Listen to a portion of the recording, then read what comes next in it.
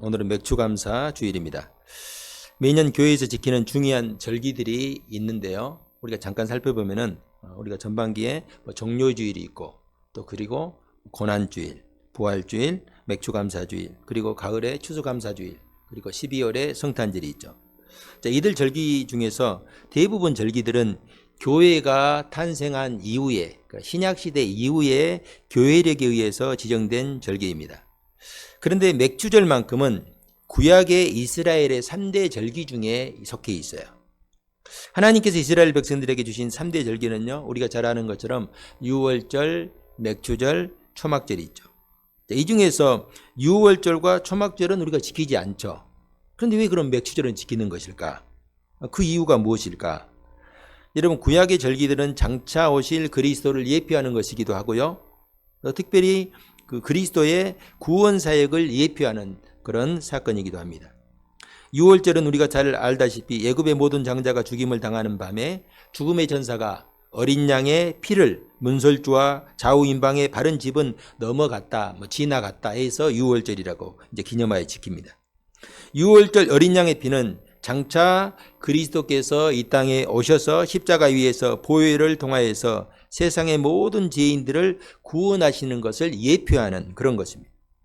구약의 유월절은 신약에서 그리스도의 죽으심과 또 부활을 통해서 성취되었죠.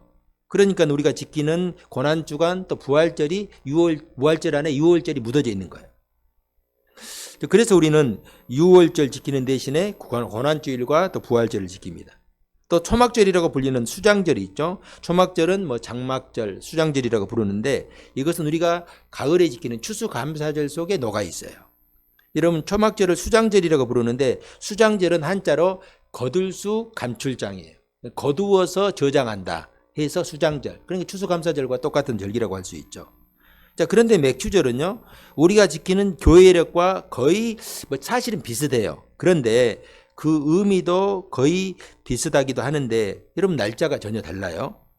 그런데 차이가 있는 것은 우리가 이제 이해할 때 구약의 맥추절은 77절이라기도 하고 또 오순절이라고도 부르기도 합니다. 여러분, 77절이라고 부른 것은 이 초실절 이후에 7주, 그러니까 일주일에 7일이니까 7주를 지나면 7, 7에 49잖아요. 7주를 지나서 지킨다 해서 77절. 오순절은 초실절 이후에 50일째 되는 날, 오순, 5자리, 10순자, 오순, 50일째 이제 지킨다 해서 오순절입니다. 자, 여기서 이제 기점이 되는 것이, 그러면 무엇을 기점으로 49일을 지나고 50일을 지나느냐 하는 것이죠. 이 기점이 되는 게 바로 초실절입니다. 그러니까 여러분, 초실절은 정확하게 여러분 신약에 나오는 부활절이거든요. 자, 한번 생각해 봅시다. 자, 부활절은 우리가 매년 드리는, 매년 같은 날 드립니까? 아니면은 다른 날 드립니까? 이거 한번 생각해 보세요. 부활절 날짜가 매년 같습니까? 틀립니까? 틀리죠. 틀려요. 매년 틀립니다. 그래서 부활절은 정확하게 날짜가 기억이 안 나요. 그런데요, 여러분, 맥추절, 추수감사절, 성탄절은요, 매년 같은 날이죠. 이걸 통해서 우리가 알 수 있는 것은 맥추절, 추수감사절, 성탄절은 양력으로 세는구나 라고 할 수 있어요. 그러면 여러분, 맥추절은 우리가 항상 언제 지킵니까? 7월 첫째 주. 추수감사절은 11월 셋째 주. 그리고 성탄절은 다른 건 다 잊어버려도 성탄절은 우리가 잊으면 안 돼요. 12월 25일. 항상 같은 날이에요. 그런데 부활절만큼은 그렇지가 않아요. 왜 그럴까? 이유가 있겠잖아요. 자, 이것은 예수님의 부활 사건이 유대인들의 유월절과 연관이 있기 때문에 그렇습니다. 예수님께서 십자가에 달리신 시기가 유대력으로 유월절 무렵이었는데 유월절은 달의 주기에 따라서 정해집니다. 우리도 달의 주기에 따라서 정해지니까 음력이죠. 그러니까 우리나라에 음력과 비슷한 어떤 성격을 가지고 있어요. 여러분, 우리나라 정월 초하루, 이게 1월 1일이죠. 그러면 음력으로 정월 초하루가 무슨 날이에요? 우리로 하면은 구정이죠. 구정. 설날. 음력 설날이죠. 구정. 자, 그리고 나서 구정을 지키고 나서 정월 초하루를 지나고 나서 보름이 되었을 때 지키는 우리나라 전통 절기가 있어요. 뭐예요? 대보름이에요. 대보름. 보름달이 있다. 대보름. 자, 우리 초기 기독교에서 예수님의 부활을 기념하는 날짜도 사실은 이 태양력, 양력과 음력, 이 보름달을 고려해서 계산했다는 것을 알 수가 있어요. 이 규칙이 오래전에 주 325년에 니케아 공의회에서 이렇게 결정이 됐는데, 자, 거기에 보면요, 부활절은 어떤 절기를 통해서 이제 결정이 되냐면 춘분이라는 절기. 오늘 별말이 다 나옵니다. 춘분이 여러분 무슨 날인지 아세요? 조금 나이가 먹으면 이 정도는 알 수 있죠. 춘분은 여러분 낮의 시간과 밤의 시간이 거의 똑같은 날이 춘분이에요. 그러면 여러분 그 밤이 제일 긴 날이 언제입니까? 동지족. 동지죽을 먹잖아요. 밤이 기니까. 그 낮의 길이가 제일 긴 날이 어떤 날이에요? 하지. 역시 우리 교인들 대단한 하지. 그러니까 동지와 하지 딱 중간에 있는 게 춘분이에요. 춘분. 그러니까 동지는 밤이 가장 길고 하지는 낮이 가장 길잖아요. 근데 춘분은 딱 그 가운데 있어요. 그래서 날짜적으로 보면은 보통 3월 20일이나 혹은 3월 21일 둘 중에 하나가 이제 춘분인데, 자, 이 춘분을 기점으로 부활절을 정하는데 어떻게 정하느냐 방법이 있어요. 자, 춘분을 지나서 그 3월 20일이나 3월 21일을 지나서 첫 번째 보름달이 뜨면은, 그러니까 춘분을 지나서 첫 번째 보름달이 뜨면은 그 보름달이 뜬 다음에 오는 주일이 부활절이에요. 이해가 됩니까? 제가 작년에도 이걸 한번 말씀드렸는데 처음 듣는 것 같죠? 그래서 제가 매년 이 말씀을 드릴 거예요. 그러니까 우리가 지키는 부활절이 매년 달라지는데, 춘분 3월 20일이나 3월 21일 지나 다음에 하늘을 보면은 저녁에 대보름달이 뜨고 나서 첫 번째 다가오는 주일이 무슨 절기다고요? 부활절. 굉장히 복잡하죠. 그러니까 여러분은 그 뭐 계산할 필요 없어요. 또 내년에 또 춘분 지나고 보름달 셀 필요 없어요. 왜냐하면은 교회 주보를 보면 제가 다 이제 부활절에 광고할 것이니까 주보만 열심히 보면 됩니다. 야, 우리가 이제 알아야 되는 건, 부활절이라고 하는 절기를 이렇게 정하는 것이구나 하고 이런 정도만 이해하면 되겠습니다. 자, 부활절 날짜가 왜 중요한가 하면은 구약에서 말하는 맥추절은 부활절을 기점으로 해서 부활절을 기점으로 49일을 지나고 나서 지난다 해서 77절, 그리고 부활절을 지나고 나서 50일째 된다고 해서 오순절이에요. 자, 그러면은 또 한 가지 우리가 여기서 기억해야 되는 것이, 이게 맥주절이 77절과 오순절로 끝나는 것이 아니고, 이 오순절이 신약에 오면요 무슨 절기와 이제 같이 맞물리냐면은 바로 성령 강림절과 맞물립니다. 자, 사도행전 2장 1절에 보면요, 오순절 날이 이름에 그들이 다 같이 한 곳에 모였더니 홀련히 하늘로부터 급하고 강한 바람 같은 소리가 있어 그들이 앉은 온 집에 가득했다. 자, 이게 바로 성령 강림절의 역사죠. 이 성령 강림절 사건이 정확하게 오순절 날 일어난 거예요. 오늘 우리 주보를 보면은, 참 주보 한번 봐보세요. 광고란에 에베란에 보면요, 오늘 보면 오늘 주일이 맥주 감사 주일인데 앞에 성령 강림 후 몇째 주일이에요? 6번째 주일이죠.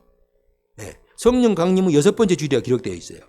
그렇다면은 성령 강림절은 오순절과 같은 절기인데 6주 전에 이제 우리가 5월 24일 날 주일날 성령 강림절이었거든, 그때가. 그럼 왜 지금 우리가 드리는 맥주절과 성경에서 말하는 이 지금 성령 강림절, 정확히 따르면 그때가 오순절이고 맥주절인데 다른가, 이렇게 생각할 수 있겠잖아요.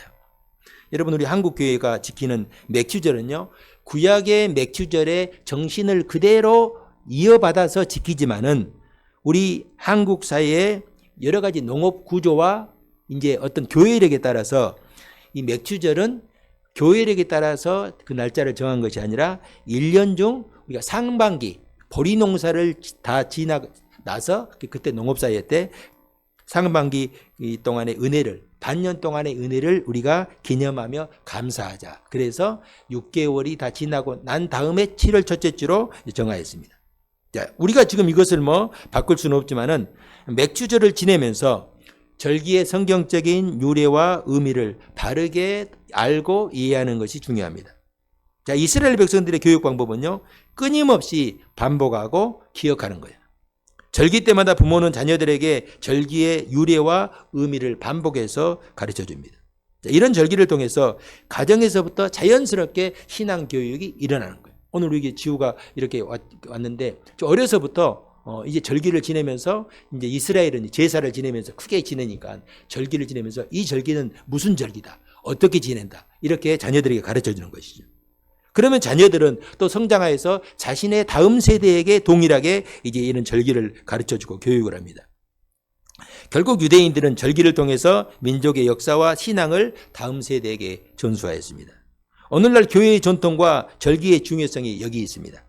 그러니까 우리의 신앙을 함께 공유하고 자녀들과 다음 세대에게 이 절기의 전통과 신앙을 전수하는 것입니다. 저는 우리 부모들이 자녀들에게 신앙을 가르쳐 줄 수 있는 교육의 기회가 있을 때에 이것을 잘 가르쳐 줄 수 있도록, 활용할 수 있도록 할 수 있기를 바랍니다. 이 시간 이 말씀을 통해서 우리가 맥주절의 의미를 바르게 이해하고 오늘 우리에게 주시는 그 하나님의 음성을 함께 들을 수 있기를 바랍니다. 자, 오늘 맥주절에 대해서 크게 세 가지로 우리 한번 살펴보도록 하겠습니다. 첫 번째는 맥주절은 시내산에서 하나님께 주신 말씀이라 하는 것입니다. 자, 이스라엘 백성들은 출애굽 이후에 3개월째 되는 날에 시내 광야에 도착했어요. 애굽에서 출발해가지고 2달을 지나가지고 3개월째 되는 날에 시내 광야에 도착했습니다. 그리고 모세는 시내산에 올라가서 하나님께 받은 말씀이 바로 십계명을 비롯한 오늘 본문의 절기와 여러 가지 규례에 대한 말씀이죠. 이게 무슨 말이냐면은 이 절기의 말씀은 가나안 땅에 들어가기 전에 40년 전에 하나님께서 백성들에게 주신 말씀이다 하는 거예요. 그래서 여러분 맥주절의 말씀은요 원래 출애굽기에 있고 오늘 본문은 신명기잖아요. 출애굽기는 시내산에서 모세를 통해서 받았던 말씀을 기록한 것이고 신명기는 이제 모세가 죽기 전에 모압 평지에서 가나안 땅을 눈앞에 두고 40년 동안 광야 생활을 회상하면서 이제 중요한 말씀을 이스라엘 백성들이 선포합니다. 그때 오늘 신명기 말씀은 출애굽 때에 시내 광야에서 우리에게 주신 이 맥주절의 이 말씀을 잊지 말고 꼭 기억해야 된다 하는 의미로 주신 것이죠. 이런 말입니다. 하나님께서 지금 이스라엘 백성들에게 말씀하시는 것은 지금 너희가 살고 있는 이곳 광야, 이 광야에서 가나안 땅에 들어가 거두게 될 수확, 내가 너희에게 주게 될 그런 어떤 수확을 믿고 이곳에서 미리 감사해라. 하나님께 주실 것을 믿고 미리 감사해라. 여러분 설교 듣다 보면요 가끔 이런 설교를 하신 분들이 있어요. 그 성경에서 이런 말씀은 단 한 번도 없습니다. 하나님은 한 번도 주시지 않는 것, 내가 앞으로 줄 것을 믿고 너희들이 감사해라. 이런 말씀을 한 적이 한 번도 없어요. 왜? 하나님은 우리가 주신 것에 대해서도 감사하는 게 부족하거든요. 그런데 어떻게 받지 않는 것을 우리에게 요구하겠어요? 여러분 하나님은요 내가 너희에게 앞으로 40년 뒤에 가나안 땅에 들어가면 이런 것들을 내가 너희에게 줄 것이다. 너희가 앞으로 광야를 지나서 가나안 땅에 들어가게 하겠다. 그리고 내가 너희에게 그 땅을 기업으로 주고 그 땅에서 내가 농사짓게 하겠다. 그리고 그 농사를 지면 풍성한 열매를 내가 너희에게 줄 것이다. 그때 너희는 그것을 주신 분이 여호와 하나님이라는 사실을 절대 잊지 말아라. 그 말씀이에요. 그것이 그때가 되면은 뭐 우연히 되었다든지 우리의 힘과 노력으로 되었다고 생각하지 말아라 하는 의미로 오늘 말씀을 주신 것입니다. 자, 이 말씀을 들을 때에 이스라엘 백성들은 애굽에서 지금 노예 생활하다가 출애굽한 지 지금 딱 2개월이 지났거든요. 지금 그러니까 이들은 하나님께서 말씀하시는 가나안 땅, 내가 저 땅을 너희와 너희 자손들에게 주겠다라고 말씀을 하셨지만은 이 이스라엘 백성들이 보기에 가나안 땅은 가까이 하기에는 너무 먼 땅이에요. 정말 저 땅을 우리가 차지할 수 있을까? 정복할 수 있을까? 그런 생각이죠. 그들이 아직도 애굽의 노예 생활에서 해방되어서 자유민이 되었다는 것이 믿기지가 않은 그런 시기죠. 그래서 이들은요 잠을 자다가도 애굽의 노예 생활로 돌아가는 꿈을 꾸기도 하고 또 상상할 수 그리고 또 바로의 병거 철병거가 자신들을 이렇게 향해서 쫓아오는 그런 꿈을 꾸기도 했을 거예요. 그 남자들 그러잖아요. 군대 제대하고 나서 뭐 얼마나 오랜 시간이 지나서도 가끔 군대에 있는 꿈을 꾸잖아요. 저도요 여러분 군대 제대하고 1, 2년이라 한 20년 지난 다음에도 군대에 내가 가 있는 꿈을 꾸고 나면 얼마나 기분이 섬뜩한지 몰라요. 네. 그런데 여러분 이스라엘 백성들 이제 출애굽한 지 2개월밖에 안 됐으니까 꿈에서도 그 애굽의 일들이 생생하게 지금 이렇게 나타나는 그런 시간이었어요.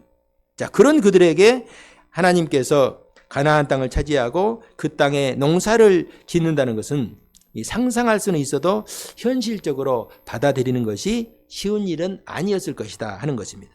자, 그런 그들에게 하나님이 지금 말씀하십니다. 내가 그 땅을 너희에게 주고 너희는 그곳에 씨를 뿌리고 첫 열매를 풍성한 수확을 거두게 될 것이다. 그때 너희들 잊지 말고 맥주절을 지켜라.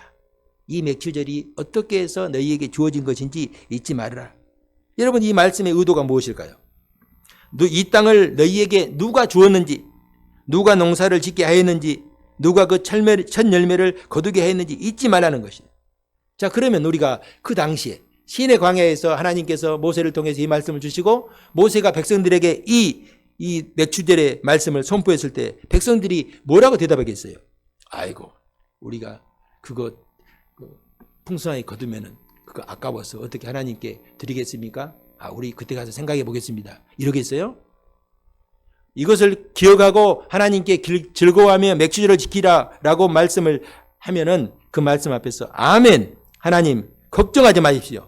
우리가 그렇게만 된다면은 우리는 하나님의 은혜를 결코 잊지 않고 감사하고 찬양하고 예배하겠습니다. 여러분, 이게 바로 맥주절이에요. 이것은 오늘 우리 역시 마찬가지입니다.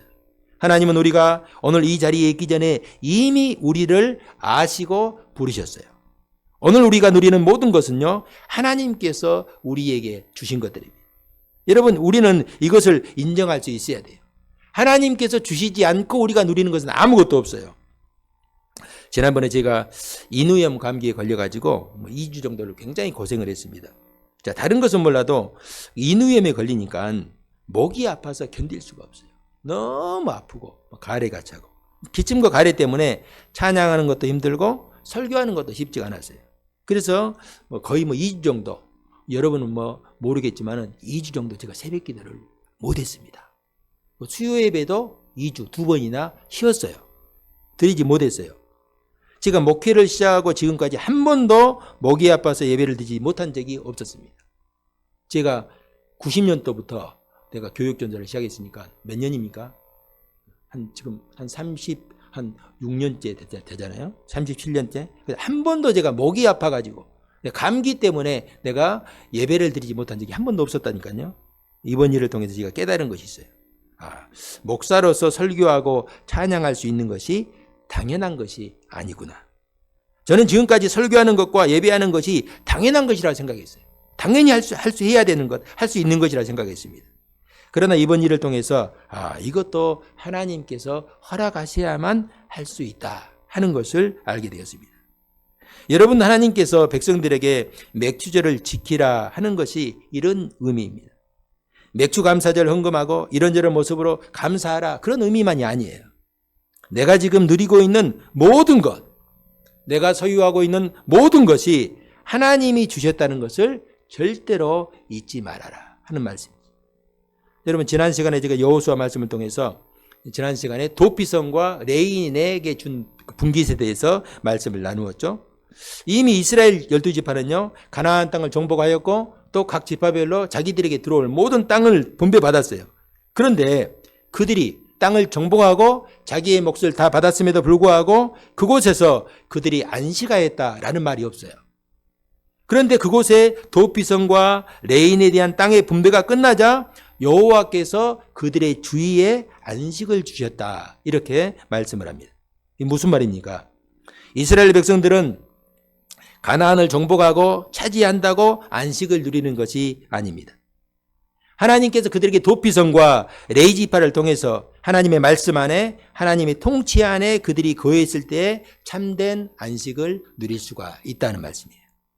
하나님께서 그 땅에 두신 도피성을 통해서 하나님께서 소중하게 여기는 생명을 보호하는 일에 앞장서고, 또 그들과 함께 거하는 레이지파를 통해서 하나님의 말씀을 배우고 하나님을 더욱더 가까이 하고, 또 레이지파를 통해서 하나님께 예배하는 일을 쉬지 않았을 때에, 그럴 때 하나님께서 그들의 보호자가 되시고 힘이 되셔서 그들에게 진정한 안식을 누리게 하신다 하는 것입니다. 여러분요, 참된 안식은 오직 하나님을 통해서만 얻을 수 있는 거예요. 세상에 그 어떤 것을 소유하고 있다 하더라도 하나님이 없는 사람은 안식할 수가 없어요. 예수 그리스도를 통해서 주시는 그 참된 생명 안에 거해 있을 때만이 참된 안식을 누릴 수가 있습니다. 그런데 그들이 하나님이 두신 도피성을 잊어버리고 그들 가운데 거하는 레이지파를 무시하고 소홀히 이야기한다면 어떤 일이 벌어질까? 이제 여호수아가 끝나면 사사기를 우리가 이제 배울 것인데 그 사사기를 통해서 그들이 도피성을 무시하고 하나님 말씀을 무시하고 레이지파를 소홀히 하고 하나님께 드리는 제사를 그들이 소홀히 했을 때 어떤 비극적인 일이 일어나는가? 사사시를 통해서 그대로 우리가 배울 수가 있습니다. 여러분, 하나님께 주신 말씀을 그들이 도외시하고 하나님을 멀리하면요, 자연스럽게 하나님과의 관계에 문제가 생기고 하나님이 주시는 안식을 누리지 못하고 오히려 그들이 정복했던 대적들에게 가나안 땅에서 시달리고 고통당하고 쫓겨나는 그런 일들이 생기는 것입니다. 오늘 우리가 지키는 맥주절 역시 마찬가지예요. 맥주절의 의미와 정신을 우리가 기억하고 하나님을 인정하고 고백한다면 우리는 하나님이 약속하신 참된 안식과 하늘의 복을 누릴 수가 있습니다. 저는 우리 성도님들이 이 맥주절을 통해서 하나님이 주신 은혜를 바르게 이해하고 우리가 하나님 앞에서 온전히 고백할 수 있기를 주님의 이름으로 축복합니다. 자, 두 번째로 우리가 살펴볼 것은요. 그럼 맥주절을 우리가 어떻게 지킬 것인가 하는 것이에요. 자, 오늘 본문 10절, 11절. 자, 함께 합독합시다. 시작. 내 하나님 여호와 앞에 7절을 지키되 내 하나님 여호와께서 내게 복을 주신 대로 내 힘을 헤아려 자원하는 예물을 드리고 너와 네 자녀와 노비와 내 성중에 있는 레위인과 및 너희 중에 있는 객과 고아와 과부와 함께 내 하나님 여호와께서 자기 이름을 두시려고 택하신 곳에서 내 하나님 여호와 앞에서 즐거워할지니라. 아멘. 자, 먼저 하나님 여호와 앞에서 즐거워하라. 맥주절은 하나님 앞에서 즐거워하는 거예요. 자, 그 방법은요, 하나님 앞에서 이 7.7절, 그러니까 맥주절을 지키되 하나님께서 우리에게 주신 복을 기억하고 그 복을 따라서 내 힘을 헤아려 자원하는 애물을 드리라. 이렇게 말씀을 합니다. 자, 여기서 중요한 것이 하나님께서 내게 복을 주신 대로, 그러니까 내가 하나님의 받은 은혜대로 감사하라는 것입니다. 그리고 또 내 힘을 헤아려라는 말은요, 내 마음에서 우러나오는 대로라는 의미가 있어요. 하나님은 우리에게 여러분 없는 것을 결코 요구하지 않습니다. 주시지 않는 건 요구한 적이 없어요. 이미 하나님께서 주신 것에 대해서 요구하시고 또 억지로 하는 것이 아니라 자원하는 마음으로 하는 것을 기뻐하시는 하나님이십니다. 내가 얼마나 과연 하나님을 사랑할까? 나는 하나님 앞에서 얼마나 진실할까? 내가 하나님 앞에 섰을 때에 내 믿음이, 내가 가지고 있는 믿음이 하나님 앞에 얼마나 인정을 받을 수 있을까? 여러분 생각해 본 적 없습니까? 과연 내가 믿는 믿음, 내가 붙들고 있는 이 믿음이 하나님 앞에서 진실된 믿음인가? 참된 믿음인가? 유효한 믿음인가? 여러분 한 번쯤은 생각해 볼 필요가 있잖아요. 그럼 이걸 어떻게 확인할 방법이 있는가? 방법이 딱 하나 있습니다. 여러분 다른 거 볼 필요 없어요. 내가 하나님께 드리는 예물을 돌아보면요, 그것이 정확합니다. 여러분 우리는 자본주의에 살고 있기 때문에 돈을 결코 무시할 수 없어요. 돈이 있는 곳에 우리의 마음이 가는 거예요. 여러분 내가 중요한 것을 어디다 숨겨놓잖아요. 거기에 항상 눈이 가고 마음이 가잖아요. 여러분 우리 자본주의에 살고 있는 우리는요, 돈과 마음을 분리할 수가 없어요. 이렇게 분리할 수 있다면 도통한 사람이죠. 어떤 사람은 이렇게 말하는 경우가 있어요. 목사님, 하나님은 마음을 보신다고 하지 않았습니까? 저는 마음으로 하나님을 섬기겠습니다. 이렇게 생각할 수 있어요. 그렇습니다. 하나님은 마음을 보시는데 마음만 보시지 않습니다. 여러분, 내가 누군가를 사랑해. 좋은 우리 이제 학생들인데 내가 그거 가지고 사랑하는 사람이 있어요. 겉으로는 나에게 아무런 관심이 없는데 알지, 내 마음은 진심이야. 만약 부모가 자녀를 사랑하는데 겉으로는 아무 의무도 행하지 않고 부모로서의 의무도 행하지 않으면서 알지, 엄마 마음 알지, 엄마 마음은 진심이야, 아빠 마음은 진심이야. 그 마음을 어떻게 알겠어요? 그래서 예수님께서요 이렇게 말씀하셨죠. 나무가 진짜 나무인지, 이게 진짜 사과나무인지 진짜 배나무인지 알 수 있는 그 방법이 있잖아요. 그게 뭐예요? 열매를 보면 알 수 있죠. 열매를. 아무리 사과나무라고 막 피를 토하며 외쳐도 그 나무에서 사과가 맺히지 않으면 그 사과나무가 아닌 거죠. 우리 믿음 역시 마찬가지예요. 예수님께서 열매로 그 나무를 알리라 라고 말씀하셨듯이 우리의 삶에 드러나는 이 삶의 열매가 결국은 우리의 마음을 드러내는 것입니다. 자, 다른 한 가지는요. 하나님께 감사하는 마음으로 내 주위에 있는 이웃과 함께 기뻐하고 즐거워하는 것. 이건 하나님 앞에 내가 기쁨으로 예물을 드리고 하나님을 섬기는 것에서 또 한 걸음 나아가는 것 같은데 사실 이건 똑같은 거예요. 하나님께서 나에게 풍성한 수확을 주시고 복을 주셨다면 이것은 나 혼자 잘 먹고 잘 살라고 주신 것이 아닙니다. 여기 보면 너와 내 자녀와 노비, 성중에 있는 레인, 너희 중에 있는 객과 고아와 가부와 함께 내 하나님 여호와 앞에서 즐거워하라. 이렇게 말씀하잖아요. 이런 사람들은 누군가의 도움을 필요로 하는 나의 이웃을 상징하고 있어요. 예수님은 선한 사마리아의 비유를 통해서 내 이웃이 누굽니까? 라고 하니까 선한 사마리아의 비유를 통해서 뭐라고 말씀하셨어요? 너에게 도움을 필요로 하는 사람이 내 이웃이다.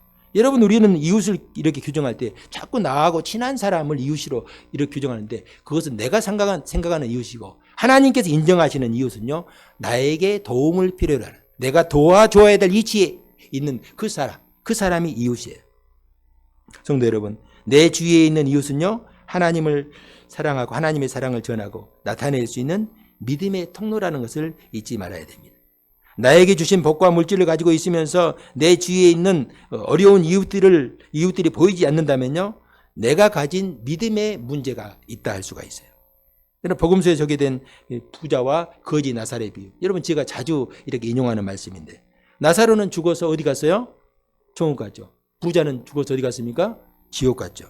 자, 부자가 그러면 지옥에 간 이유가 뭐예요? 성경에서 이유는 자세히 설명하지 않잖아요.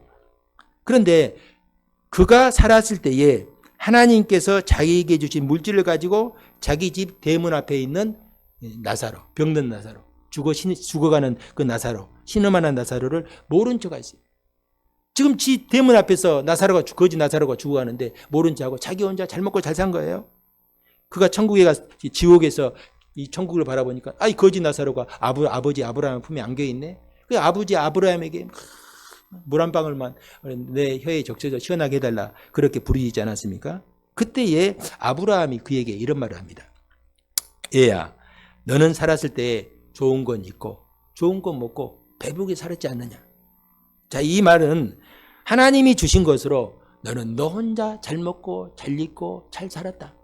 그래서 여기에서 내가 그 대가를 치르는 것이다. 이 말씀이거든요. 여러분, 물론 우리가 천국 가는 것은 오직 무엇으로 천국을 갑니까? 믿음으로 가죠. 그럼 지옥 간다고 하면 지옥 가는 이유가 뭐겠어요? 믿음이 없어서, 예수님을 믿는 믿음이 없어서 가는 것이죠. 그런데 여러분, 예수님을 믿는 믿음이 무엇입니까? 믿음이 뭐예요? 입술로만 주여 한다고 그것이 믿음입니까? 예수님도 그렇게 말씀하지 않았어요. 주님의 말씀, 하나님께 주신 말씀, 하나님을 사랑하고 그와 같이 내 이웃을 사랑하라는 그 말씀을 붙들고 내 주위에 있는 이웃을 섬기며 사랑하며 사는 것, 그게 바로 믿음의 삶이죠. 나사로는 그 믿음으로 천국 갔고 반대로 부자는 그 믿음이 없어서 결국 지옥에 간 것입니다. 저는 우리 성도들이 이웃을 향한 사랑, 관심, 긍휼을 통해서 하나님을 향한 그 사랑을 드러낼 수 있기를 주님의 이름으로 축복합니다. 자, 이때 우리가 한 가지 또 잊지 말아야 되는 게 있어요. 12절 봅시다. 너는 애굽에서 종 되었던 것을 기억하고 이 규례를 지켜 행할지니라. 자, 너는 애굽에서 종 되었던 것을 기억하라 하는 것이에요.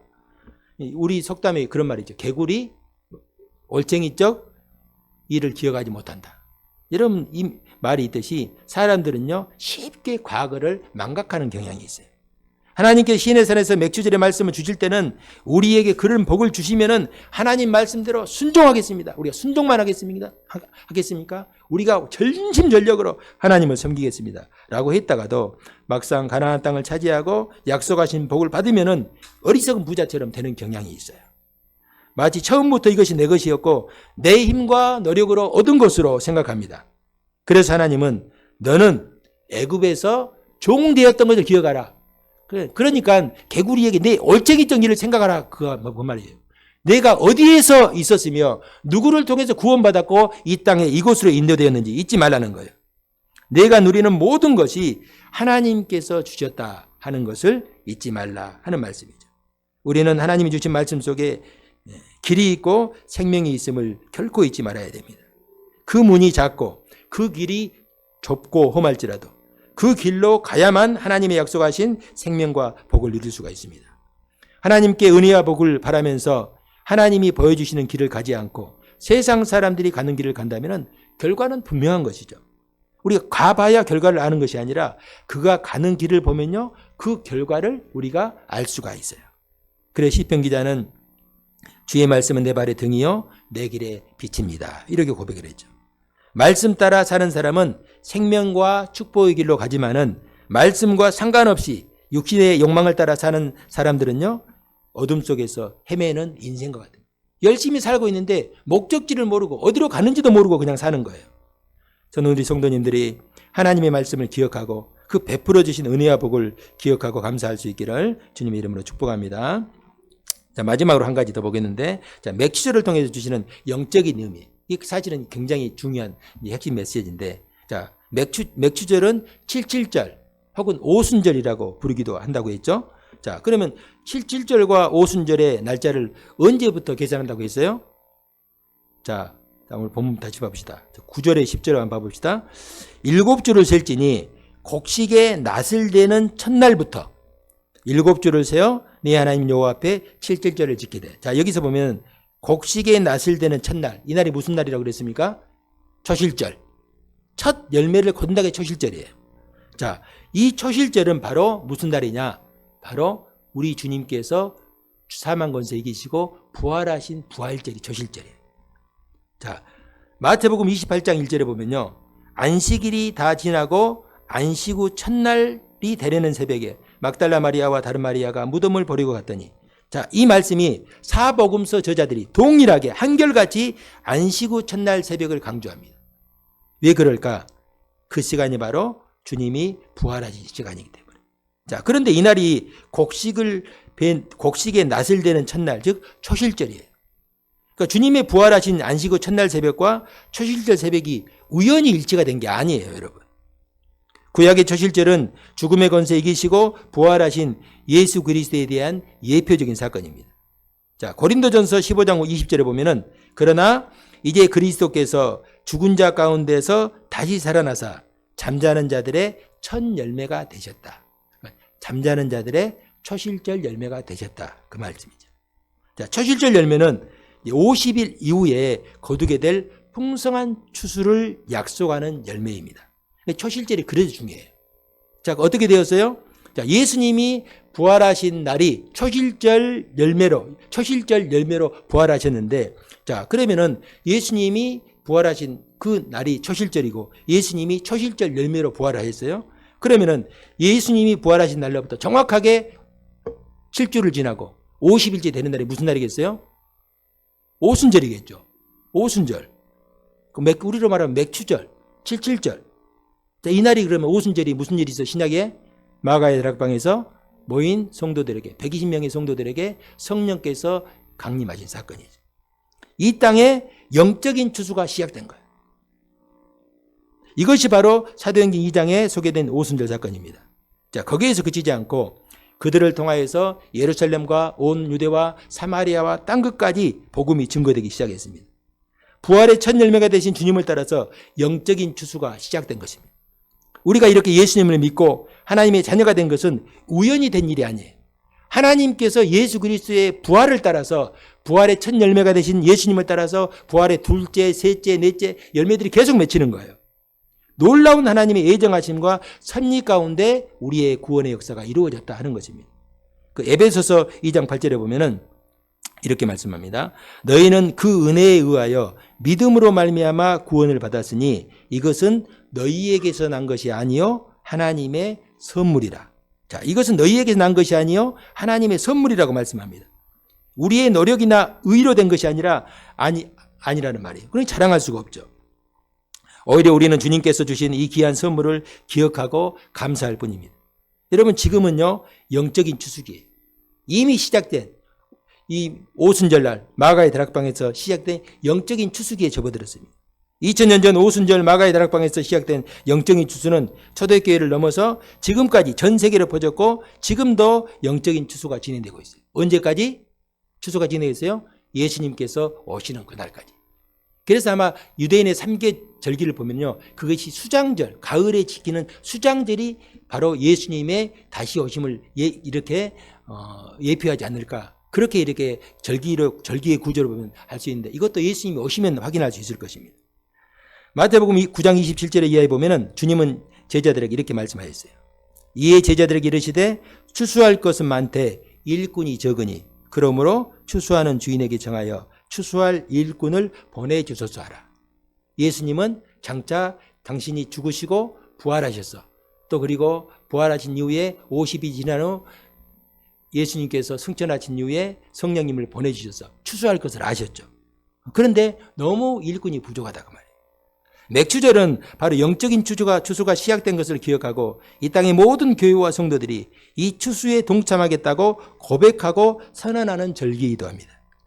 저는 우리 성도님들이 이 부활의 첫 열매 되시는 주님을 따라서 영원한 부활 생명으로 불러주신 것을 기억하고 이제는 추수하는 일꾼이 되어서 주님의 그 추수에 동참할 수 있기를 주님의 이름으로 축복합니다. 사랑하는 성도 여러분, 맥주감사주의를 우리가 함께 보내면서 맥주절의 영적인 의미를 다시 한번 기억할 수 있기를 바랍니다. 하나님은 약속하신 대로 이스라엘 백성들에게 가나안 땅을 주셨고 그 땅에 풍성한 열매를 거두게 했습니다. 이처럼 하나님은 약속하신 대로 우리와 함께 하셔서 우리에게 복을 주셨습니다. 지금 내게 주어진 것들은요, 여러분 당연한 것으로 여기지 않기를 바랍니다. 하나님께서 우리에게 베풀어 주신 은혜와 사랑을 기억하고 하나님께 감사하고 이웃을 사랑하고 섬길 수 있기를 바랍니다. 부활의 첫 열매가 되셔서 우리 모두를 부활의 생명으로 불러주신 것처럼 주님 오시는 그날까지 이 주님의 추수에 동참하는 우리 교회와 우리 모든 성도님들이 될 수 있기를 바랍니다. 우리가 이 한 주간도 주님께서 베푸신 그 은혜를 기억하고 즐거워하고 감사하는 삶을 살아갈 수 있기를 주님의 이름으로 축복합니다.